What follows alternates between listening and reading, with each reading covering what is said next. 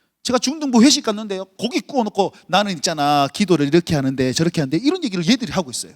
진짜 이상한 친구들이에요. 고기 구울 때는 그냥 고기만 먹지 왜 그런 형태가 맞지? 저는 고기만 오지게 처먹는 저런 친구들은요. 그러니까 이 친구가요 뭐라 그러냐면, 목사님 나는 그런 경험이 없어가지고, 나는 그렇게 임팩트 있고 막 열정적이고 하나님 날 만지신 경험이 없어가지고 어떻게 답해야 될지 모르겠어요, 이렇게 얘기한 거예요. 그리고 나는 예수님을 정말 좋고 하나님 정말 잘 믿고 예수님에 대해서 찬양하는 게 너무 좋고 말씀이 너무 좋거든요. 근데 나에게는 그런 경험이 없는데 다른 친구들은 다 있어요, 이렇게 얘기하는 거예요. 여러분, 우리가 예수님을 만났다, 하나님을 만났다, 주님을 믿는다라는 것을 이런 어떤 현상에만 어떤 급급해가지고 이렇게 했으니까 나는 예수님을 만났어라고 착각할 수도 있다는 거예요. 다시 말합니다. 이렇게 기도하지 말라는 뜻은 아닙니다. 이렇게 하나님 찾지 말라는 뜻도 아닙니다. 목 쉬지 말아라, 복식 호흡해서 기도해라, 이렇게 말하는 거 아닙니다. 눈물 흘리지 말아라, 그런 거 아닙니다. 콧물 흘리면 더 엉망이다, 안 됩니다. 그거 아닙니다. 그냥 그렇게 기도해야 되는 건 맞으나 그것만이 하나님을 만난 게 아니라는 거예요. 그것만이. 한번 예를 한번 들어보십시오. 여러분, 저는 주님께서 이렇게 만난 것이, 여러분, 나는 예수님을 만났어요 라는 것에 이런 감정적인 부분들이, 여러분, 그 근본의 그 기준이 무엇입니까? 내가 기도했어, 내가 이런 경험을 했어, 난 눈물도 흘리고 콧물도 흘리고 침도 질질 흘려봤어, 난 목이 식도록 기도해봤어, 나는 어떻게 해봤어. 그것을 내가 하나님 만난 기준으로 여기고 있어요. 그럼 중심에 누가 있다는 거죠? 내가 있는 거예요. 내 경험이 있는 거예요. 그렇죠? 여러분, 내가 그렇게 하면 하나님 진짜 만나줘야 됩니까? 하나님, 나 이만큼 기도했잖아요, 그러면 나 만나줄게, 이렇게 하나님 오시는 거예요? 그거 아니라는 거예요. 여러분, 반대로 생각, 하나님께서 우리를 만나주셨기 때문에 그런 현상이 나타나는 것이지, 내가 그게 했기 때문에 하나님 만났어라고 생각하면 안 된다는 거죠. 한 가지 예로, 하나님께서요 저를 진짜 만나주셨던 때가 있습니다. 1998년 12월 27일입니다. 날짜까지 다 기억하고 있습니다. 그날은 제가 세례받은 날입니다. 무슨 말씀인지 아세요? 제가 세례받은 날 삼위 하나님께서 나에게 오셔서 물로 역사하시고 내 마음에 성령님 감동을 허락하셨고 내 안엔 영원히 함께 하시고 나는 주님의 소유가 된 그 날이에요. 하나님 내게 찾아와 주신 날이에요. 근데 그거 아십니까? 그날을 기억하십니까? 아니, 기억 안 해도 돼요. 기억 안 해도 됩니다. 여기 유아 세례 받은 사람 있죠? 기억납니까? 안 나잖아. 근데 있잖아요, 그것을 까먹고 다른 현상만 찾아서 제가 말하는 겁니다. 그죠? 유아 세례 받은 사람, 내가 주님을 만났는데 그때 성령 세례를 딱 받았는데 내가 너무 감동해서 기저귀가 축축해졌습니다, 그런 사람 있습니까? 없잖아. 기억도 안 나잖아, 그지? 근데 하나님의 입장에서는 나를 택하여서 온 성도 앞에 너는 내 것이다 라고 말씀을 선포하신 그날이라니까요. 아멘 하십니까? 그럼 우리 어떻게 기도해야 되는지 아세요? 어떻게 말씀을 대해야 되는지 아세요? 이걸 기억하고, 하나님께서 나를 찾아와 주셨구나 확신을 가지고, 그냥 아무 때나 눈물 흘리고 콧물 흘리지 말고 이 확신을 가지고 주님 앞에서 부르짖고 목이 쉬도록 부르짖고 이 확신을 가지고 주님 앞에 눈물 흘리고 콧물 흘리고 침을 질질 흘리면서 하나님 앞에 무릎 꿇고 엎드리며 그렇게 대성통곡해 보십시오. 그러면 그것으로 말미암아서가 아니라 하나님께서 우리에게 찾아오셔서 우리에게 새로운 각성을, 회복을, 성장을 허락하실 줄 믿습니다. 그거예요. 그래서 우리는 지금부터 그걸 회복하자고요. 회복하자고. 자, 여러분 보세요. 봐라. 잘 보고 있는데, 자, 다시 한번 봐라. 하나님은 주권적으로 역사하심을 믿으십니까? 하나님은 그 하나님의 때에 하나님의 방법으로, 우리가 생각지 못하는 방법으로 만나실 줄 믿으십니까? 아멘. 그렇다면 두 가지를 기억하세요. 나는 하나님의 백성이다. 나는 주의 자녀다. 그리고 하나님 반드시 나를 만나 주실 것이다. 하나님 반드시 내게 찾아와 주실 것이다. 그걸 기대하면서 매주 드리는 예배 가운데 주여 자녀가 왔습니다. 주여 날 만나 주옵소서. 예배 가운데 오셔서 만나 주시는 거예요. 말씀 가운데 만나 주시는 거예요. 그리고 그 말씀 가운데 진짜 받아들이고 임팩트가 생길 때 우리 삶에 각성이 일어나는 거예요. 그러면 그 하나님의 때를 간절히 기대하면서 나가야 되지 않겠습니까? 오늘 본문에 베드로라는 사람이 있습니다. 우리 영원한 큰형님 베드로 형님입니다. 여러분, 이 베드로가요 지금 상태가 어떻습니까? 메롱입니다. 요한복음 21장 여러분 다 아시다시피 예수님을 3번 부인하고 나는 고기 잡으러 갈래 그러면서 갔단 말이에요. 근데 예수님께서 찾아와가지고 물으시는 거야. 네가 나를 사랑하냐 이렇게 물으시잖아요. 그죠? 그러면 그전에는 베드로가 예수님을 안 만났습니까? 안 만나나요? 여러분 성경을 잘 보시면요 베드로가요 예수님을 만나서 부름받기 전에 이미 한번 예수님을 만납니다.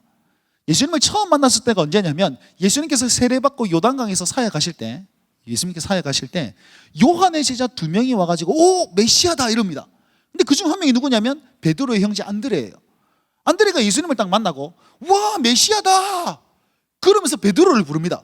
베드로를 딱 불러가지고 봐봐 메시아 맞지? 그러니까 예수님께 딱 보시고 시몬아 너의 이름은 게바다, 다른 말로 하면 베드로다 라고 하면서 별명을 지어주는 거예요. 그때 처음 예수님을 만났어요. 근데 아무 일도 일어나지 않습니다. 그리고 몇 날 며칠이 지나가지고 다시 예수님께서 갈릴리로 올라가시는데 누구의 집에 머무시냐면 베드로의 집에 머무세요. 베드로의 집에 숙박하시면서 거기 계시다가 베드로의 장모님이 열병에 걸려가지고 아파하시니까 예수님께서 장모의 열병을 치유해 주십니다. 그리고 며칠 뒤에 베드로가 열심히 고기 잡고 밤새 고기 잡았는데 헛땅 쳤어요. 예수님께서 또 와셔가지고 베드로의 그 배 위에서 자, 배 좀 띄워봐라 그러면서 배 위에서 말씀을 하십니다. 설교를 하십니다. 강론을 쭉 하시고 나서 모든 사람들이 있을 때 강론을 쭉 하고 나서 다 끝난 다음에 베드로에게 고기 많이 잡았냐 물어보시죠.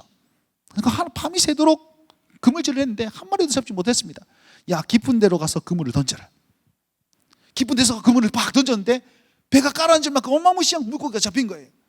그러고 나서 베드로가 주여 나는 죄인입니다 나를 떠나소서. 여러분 베드로가 예수님 지금 3번째 만나는데도 불구하고 예수님과 같이 묵고 자고 했는데도 불구하고 예수님 아무 일도 일어나지 않았어요. 베드로에게 아무 일도 일어나지 않았습니다. 근데 물고기 딱 잡고 나서 이야 저분이 메시아구나. 우와 나하고는 별 상관이 없어.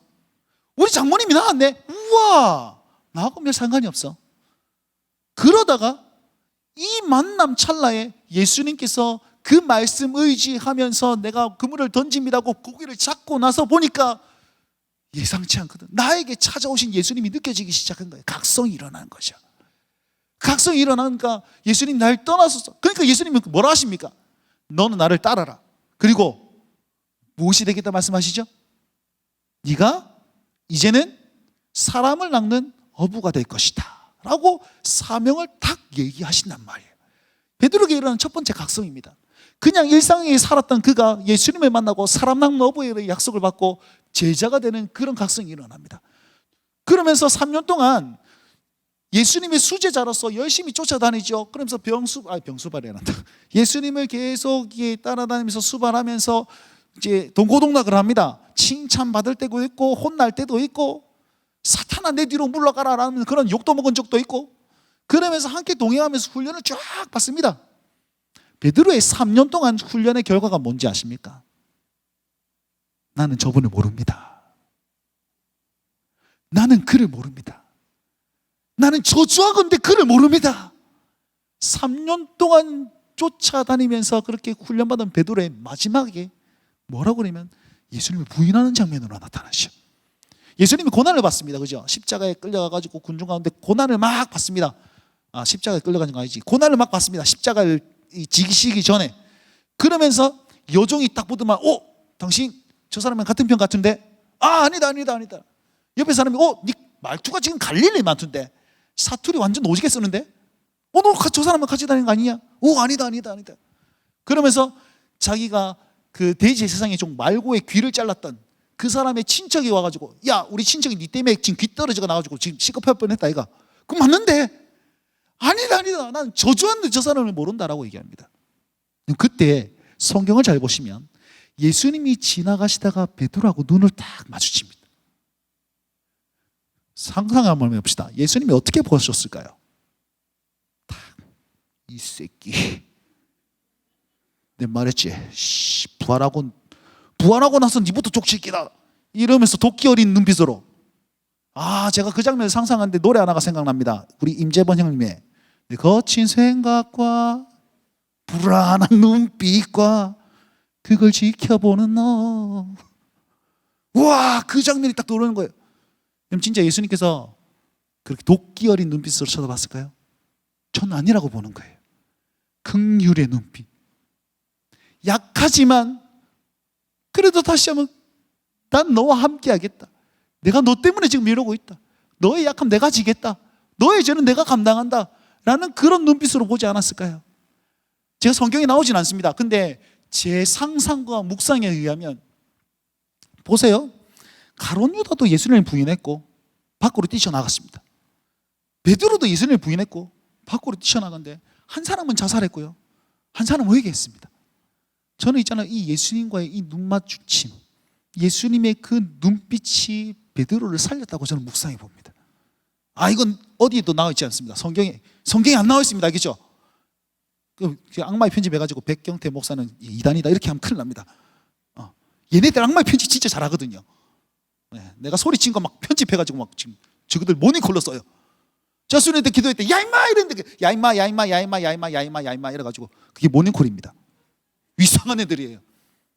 아무튼 저의 묵상은 그렇습니다. 베드로가요, 그 고난의 자리로 나아가는 그 예수님과 눈 마주쳤어요. 그분의 눈빛, 그분의 그 눈으로 주시는 그 메시지가 저는 베드로를 살렸다고 보는 거죠. 그리고 나서 베드로가 이제 기도하기 시작하고 예수님께서 부활합니다. 첫 번째 예수님 만났습니다. 언제 만났냐면 예수님 부활하시고 나서 도마가 없을 때 만나죠. 그러니까 도마가 나는 못 믿겠다. 8일 뒤에 도마가 있을 때 또 만납니다. 두 번째 만나는 거. 그러니까 도마가 고백합니다. 당신은 나의 하나님이십니다. 고백하죠. 그러고 나서 베드로가 뭐라 하는지 압니까? 나는 고기 잡으러 갈래. 여러분 이해를 하지 못합니다. 부활하신 예수님을 만났어요. 맞죠?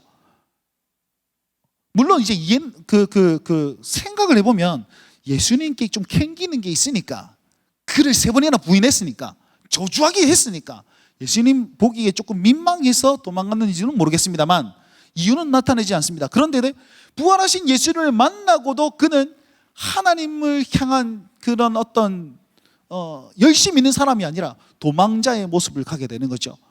그러면서 3명의 제자가 같이 쫓아갑니다. 그러면서 그물질을 막 하고 있어요. 그물질을 하고 있는데 여전히 고기는 안 잡힙니다. 저쪽에서 누가 말씀하고 있죠. 야야, 오른편에 한번 던져봐라. 너 오른편에 던지고 왼편에 던지고 앞으로 던지고 뒤로 던지고 다 던져봤는데 그 말씀에 의지해서 오른편에 딱 던지니까 물고기가 153마리가 딱 잡히는 거죠.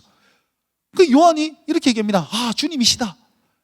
베드로가 풍덩 수영을 막 해가지고 거기 갔더니 예수님 하는 말이 무엇이었습니까? 밥 먹자. 무라.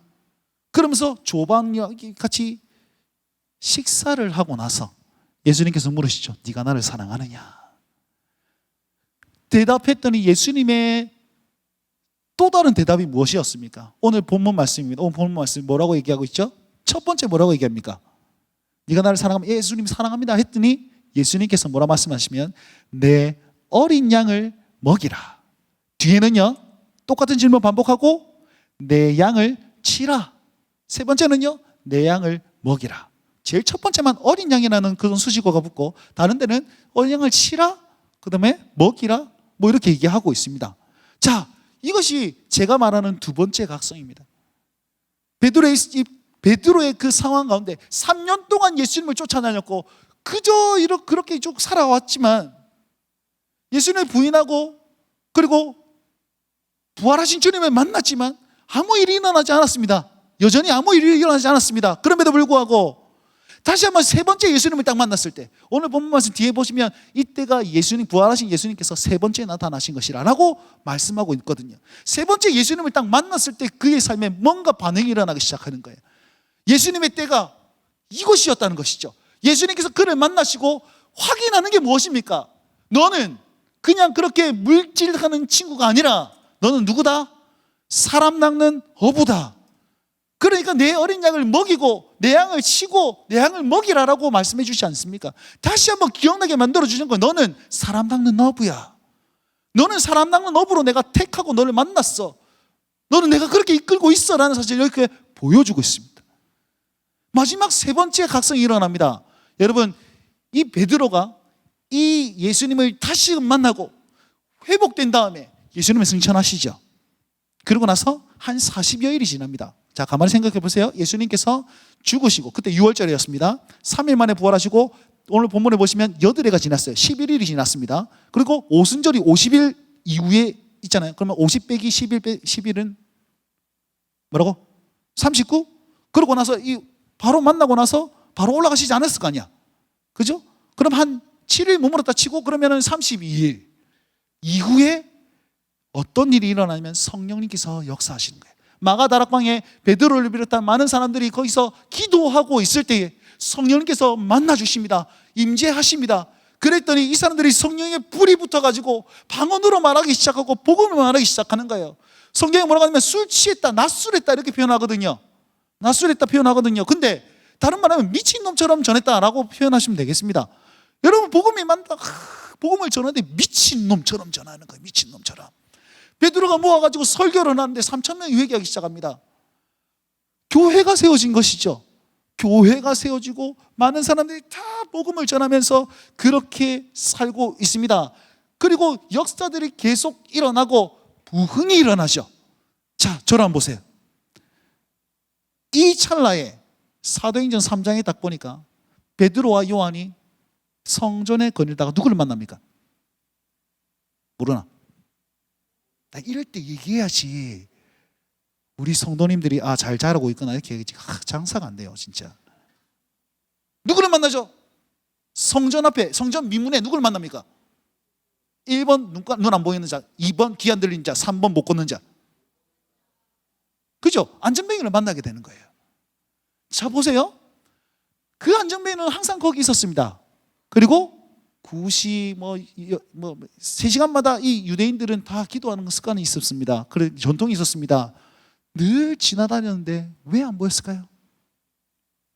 근데 왜 하필이면 그때는 보였을까요? 정답은 하나입니다. 사도행전 2장에 성령 받았거든요. 성령 받았거든요. 그리고 복음을 말하기 시작했거든요. 하나님의 손에 붙들린 바 되었거든요. 세 번째 각성이 일어났거든요.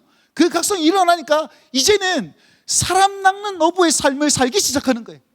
그 요한복음 21장 오늘 본문 말씀에 내 양을 먹이라, 내 양을 치라. 보니까 양이 보이기 시작하는 거예요. 내가 사람 낚는 어부로 살 수 있는데 어떻게 낚아야 될지 누가 압니까? 아무것도 모르죠. 근데 성령께서 임하기 시작하니까 그 어린 양이 보이기 시작하는 거예요. 얘기하잖아요. 내게 은과 금은 없다. 근데 나한테 예수 그리스도의 이름이 있다. 일어나 걸어라. 그러면서 그 어린 양을 먹이기 시작하고 가는 곳곳마다 복음을 전하기 시작하고 저기 고넬료를 만나기 시작합니다. 만납니다. 그러고 나서 베드로의 이름은 사라져요. 그리고 누가 나타나냐면 사도 바울이 일어나서 또 복음을 이어갑니다. 베드로는 어떻게 살았는지 모릅니다. 그런데 구전에 의하면, 역사학자에 의하면 베드로의 죽음은 어떻게 죽었다고요? 십자가에 거꾸로 매달려 죽었다라는 구전이 있습니다. 여러분, 이제 더 이상 베드로는요 뒷걸음치지 않습니다. 도망가지 않습니다. 딴소리 하지 않습니다. 정말 사람 낚는 업으로 살기 시작했고, 사람 낚는 업으로 그 생을 마감합니다. 자, 물어봅시다. 저를 바라보세요. 자, 바로 이제 마치겠습니다. 여러분, 내가 하나님을 만나면 이렇게 되지 않아요. 하나님께서 나를 만나시면 그 순간순간마다 하나님의 계획이 드러나기 시작한다는 거예요. 보세요. 그저 그렇게 살던 그 베드로에게 예수님 한 번 만나고 두 번 만나고 별일이 안 일어났습니다. 근데 예수님의 때에 그에게 말을 걸었더니 인생이 변하기 시작했죠. 예수님을 부인하고 온갖 죄를 짓고 죄책감이 이렇게 무거웠고 상태 메롱일 때 예수님께서 찾아가셔서 밥 주면서 밥무라 하면서 그러면서 회복시키시잖아요. 예수님께서 만나주신 겁니다. 어찌 살아야 될지 모르고 사명은 받았는데 기도만 하고 있을 때 어떻게 해야 될지 모를 때 성령께서 오셔가지고 예수님께서 성령님을 보내셔가지고 그에게 사람 낚는 업으로 살아갈 수 있도록 힘을 허락하시지 않습니까? 여러분, 우리 삶의 곳곳마다 주님을 만나면 각성이 일어납니다. 그 주님의 때가 있습니다. 내가 만들 수가 없어요. 조성할 수 없습니다. 주님이 말 걸 때가 있을 거예요. 설교를 통해서 말을 걸고 기도회를 통해서 말을 걸고 성경 말씀을 묵상할 때 말을 걸었을 거예요. 그때에 우리의 반응 주님 내게 대화 신청하시는군요.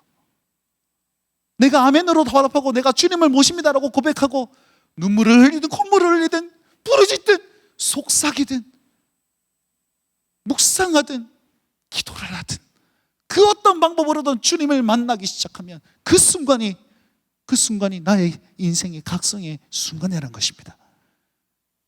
여러분, 묻습니다. 지금 어느 때를 걸어가고 계십니까? 이 자리에 지금 주님을 몇 번 만났음에도 불구하고 아무 반응이 없는 우리 친구들도 있을 거예요. 그렇다면 오늘 이 시간 이 말씀을 우리 심령에 새기고 고백해 보세요. 그리고 이번 수련회 가운데 마지막 날 저녁만 그렇게 찾지 말고 처음부터 나는 주님을 만나고 싶습니다. 주님 어느 때인지 모르겠으나 주님 이 기간 동안 나를 만나주시고 내 삶의 각성을 일으켜 주옵소서. 기대하는 마음으로 살면 주님 안 만나주실까요? 주님을 만났어요. 열심히 신앙생활을 했습니다. 그럼에도 불구하고 위기 앞에서 예수님을 부인하고 죄를 저지른 그런 사람 있습니까? 주님 앞에 고개 들 수조차 없는 그런 죄를 가지고 있는 사람 있습니까? 이때가 주님을 만날 때입니다. 정말 회복되어서 소망을 담아서 최선을 다해 살려는데 힘이 없으신 분 계십니까? 주님을 찾으십시오. 주님 만나주실 때 이 역사가 일어나는 겁니다. 우리가 해야 될 것 단 하나 있습니다. 우리가 해야 될 것 단 하나 있습니다. 여러분, 주님 사랑하십니까? 주님 사랑하십니까? 예수님께서 절망하는 베드로에게 단 하나 물으셨습니다. 네가 나를 사랑하느냐? 네가 나를 사랑하느냐? 네가 나를 사랑하느냐? 진심으로 묻습니다. 사랑하는 우리 중동부 친구들, 주님 사랑하십니까? 어떻게든 물으실 거예요. 나 주님 사랑하냐? 예수님 찾아오셔서 아리야 네가 나를 사랑하냐? 이렇게 물으시면 뭐라고 대답할래요? 건이야 니는 형태가 작아? 찾아오셔서 물으실 거예요. 네가 나를 사랑하냐? 네가 나를 사랑하냐? 그럴 때 우리의 대답은요? 이 순간일지도 모르잖아요. 그때 멍 때리지 말고요. 그때 졸고 있지 말고요. 기대감이 있는 사람은 그때에 주님, 내가 주님을 사랑합니다. 그러면 인생이 바뀝니다. 사랑하는 우리 청소년 여러분, 사랑하는 우리 성도 여러분, 오늘 우리의 마음을 두드리시면서 누구야? 네가 나를 사랑하냐? 우리의 대답 무엇입니까? 오늘 이 밤에도 묻으실 거예요. 네가 나를 사랑하냐? 어느 순간 물으실지 모르겠습니다. 지금 이 순간 우리 청년 일부 수련하는 이 와중에 주님 찾아가실 겁니다. 질문하실 겁니다. 기도합시다. 그들이 주님이 원하는 대답할 수 있고 영적 각성이 일어나도록 먼저는 우리가 고백합시다. 먼저는 우리가 고백합시다. 어떤 상황과 형편 속에서도 주님께서 네가 나를 사랑하느냐 물으실 때 우리 이렇게 한번 고백할까요? 사랑합니다 나의 예수님, 사랑합니다 아주 많이요. 사랑합니다 나의 예수님, 사랑합니다. 주님, 난 주님 잘 모르는데요, 그래도 사랑합니다 나의 예수님, 사랑합니다. 주님, 나는 죄가 너무 많아요. 사랑합니다 나의 예수님. 주님, 나는 힘이 없습니다. 사랑합니다. 그때 주님께서 만나시고 회복을 시키십니다. 사랑하다, 사랑하다 아들아, 내가 너를 잘 아노라. 사랑한다 내 딸아, 내게 축복 더하노라. 이 시간 한 번 더 기도하시기 전에 여러분, 이 메시지 가운데 하나님께서, 예수님께서 우리의 마음을 두드리시면서 네가 나를 사랑하냐 물으실 때에 주님, 내가 주님을 사랑합니다라고 고백하실 분들이 있다면 우리 오른손을 높이 들고 주님 앞에 반응합시다. 주님, 내가 주님을 사랑합니다. 주님, 내가 아주 많이 주님을 사랑합니다. 주님, 나의 상황과 형편과 상관없이 주님 나를 찾아오신다면, 주님 나의 마음을 두드리신다면, 주님, 내가 용기 내어 주의 손을 잡겠습니다. 주님, 내가 용기 내어 주님께 고백하겠습니다. 나는 그런 고백할 자격이 없지만 그럼에도 불구하고, 나는 믿음이 없지만 그럼에도 불구하고 내가 주님을 사랑한다고 고백하겠습니다. 그러시는 분 오른손을 들고 고백합시다. 사랑합니다 나의 예수님, 사랑합니다 나의 예수님, 사랑합니다 아주 많이요. 주님, 내 손 붙잡으시고 사랑합니다 나의 예수님, 사랑합니다 그것뿐이에요. 주님 말씀하시니 사랑한다, 사랑한다 아들아, 내가 너를 잘 아노라. 사랑합니다 내 딸아, 내가 내게 축복. 우리 고백할 때 주님께서 회복시키십니다. 사랑한다.